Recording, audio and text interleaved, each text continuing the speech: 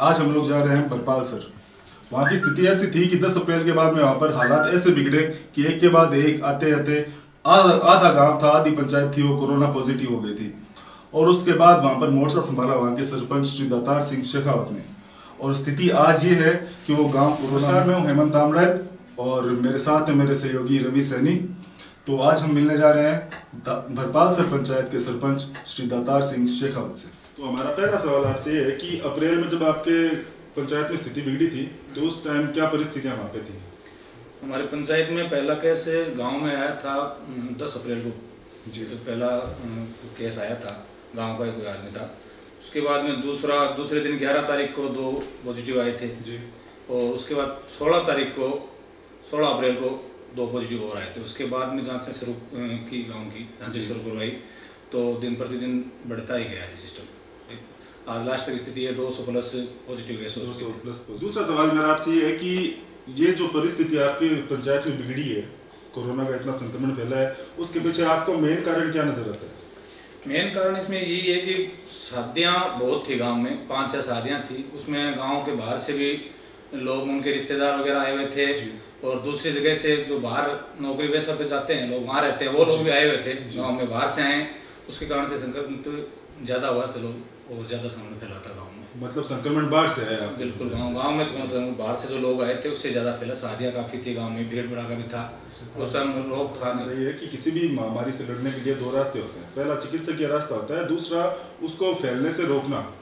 तो चिकित्सा विभाग और प्रशासन तो अपना कार्य कर रहा है, सरपंच के नाते फैलने से रोकने के लिए आपने क्या क्या कदम अपने गाँव में उठाए, अपनी पंचायत में उठाए? जी, प्रशासन और चिकित्सा विभाग अपना अच्छा काम कर रहा है, वो सहयोग हमें दे रहा है जी, कोई दिक्कत नहीं है उसमें। हमने गांव में जागरूकता बढ़ाने के लिए लोगों को जागरूक किया है, समझाया कि सोशल डिस्टेंसिंग रखे।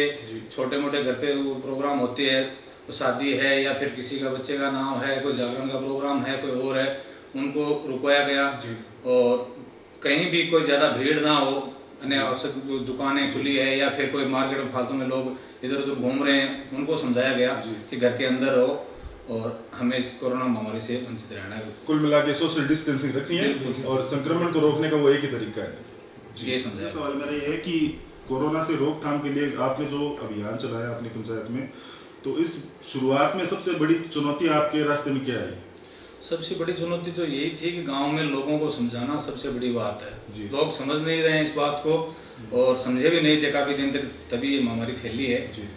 हमने एक टीम बनाई थी गांव के जागरूक जो युवा लोग हैं हमारे टीम के, और उनको घर घर पे जाके भिजवाया, सबको समझाया कि भाई है, काफ़ी लोग गांव में ऐसे भी होते हैं कि कोरोना नाम की कोई चीज़ है ही नहीं, वो ऐसा व्यवहार करते हैं। तो सबसे बड़ी चुनौती यही है कि गाँव वालों को 100% आदमी, जो 100% आदमी है, उनको समझाना बहुत मुश्किल है। सबसे बड़ी चुनौती यही। लेकिन उसके बाद वो समझ गए? बिल्कुल समझ गए, और अभी हमारे गाँव की स्थिति बिल्कुल। अगला सवाल ये है कि ये जो पूरी मुहिम आपने चलाई और कोरोना पे आपने विजय दर्ज की है अपने गाँव में, तो स्थानीय लोगों का आपको क्या सहयोग मिला इस मुहिम में? स्थानीय लोगों का ये सबसे बड़ा सहयोग है, उसकी वजह से हम आज विजय हासिल कर पाए हैं, कोरोना को मात दे पाए हैं। स्थानीय जो हमारे जो सबसे पहले तो युवा जो टीम है मेरी, मेरे जो साथी हैं, मेरे छोटे भाई हैं, उनका बहुत अच्छा सहयोग रहा है। उन्होंने गाँव में लोगों को समझाने में और मास्क सैनिटाइजर वितरण करने में, कोई गाड़ी से किसी पेशेंट को कहीं लेके जाना है उसमें बहुत ज़्यादा हेल्प की है। और दिल्ली तक भी पहुंचे थे आपकी टीम? बिल्कुल, दिल्ली तक के ऑक्सीजन मशीनें, उस टाइम ऑक्सीजन की यहाँ पे कमी थी रतनगढ़ में, उसको देखते हुए हमारी टीम ने, हमने बैठ के कोई डिसीजन लिया था कि वहाँ पे जाए, दिल्ली जाए, वहाँ मशीन मिल रही है। तो हमने 7 मशीनें वहाँ से दिल्ली से मंगवाई थी हमारी टीम के सहयोग से, और उसमें से 4 हमने अपने हॉस्पिटल रतनगढ़ में सरकार वहाँ पे डोनेट कर दी। 3 अपने पास अभी भी है, जो गांव में किसी को चाहिए तो वो लेके जा रहे हैं लोग, वो पड़ी भी है जरूरी है। तो वो है गांव के जो लोग, युवा पीढ़ी थी, मेरे युवा दोस्त थे, गांव के स्थानीय लोग, उनका बहुत ज़्यादा सहयोग मिला। उन्हीं की वजह से हम आज कोरोना को मात दे पाए।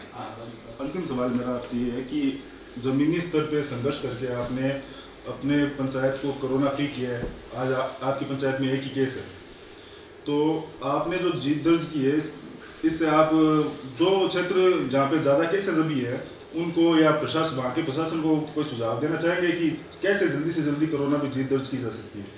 सुझाव में एक नंबर तो यही है कि ज़्यादा से ज़्यादा जांचें हो, ताकि पता चल सके कि भाई ये पॉजिटिव पेशेंट है, तो वो साइड में रह सके। जितनी हो सके उतनी जांचें गवर्नमेंट से, सरकार से यही अनुरोध है कि ज़्यादा से ज़्यादा जांचें करवाए और जिस गांव में, जिस शहर में जो जनप्रतिनिधि है जी, वो कोशिश करके और जांचें ज़्यादा से ज़्यादा करवाए, ताकि हमें पता चल सके भाई ये पेशेंट संक्रमित लोग कितने लोग हैं, ताकि उनका इलाज सही ढंग से हो सके और उनसे उचित दूरी बनाकर रख सके, सोशल डिस्टेंसिंग रह सके।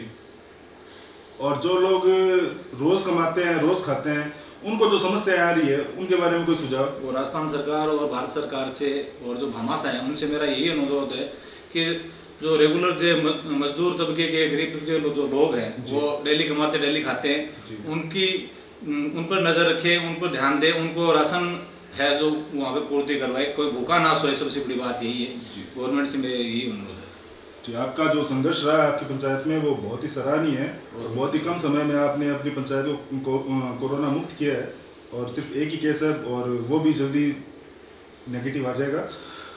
और ये जो हमारा आज का इंटरव्यू था ये पूरा कोविड के ऊपर जो आपने संघर्ष किया उसके ऊपर था और एक बार हम जब ये महामारी चली जाएगी तो आपके पास फिर आएंगे आपका राजनीतिक इंटरव्यू लेने के लिए। तब तक के लिए धन्यवाद।